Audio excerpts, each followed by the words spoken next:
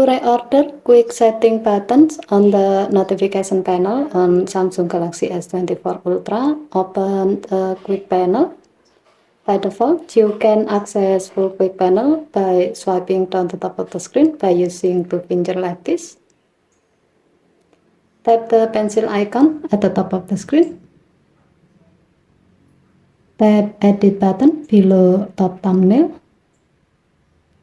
To change the order of the quick setting buttons, you just need to drag and drop the button to the desired position.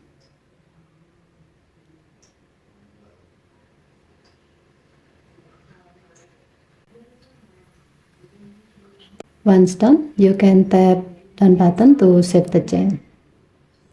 To see the result, swipe down the top of the screen to open up the notification panel. You can see that your phone is now displaying the quick setting buttons with the new order. Okay, thank you for watching. Please help to like and subscribe. Have a nice day.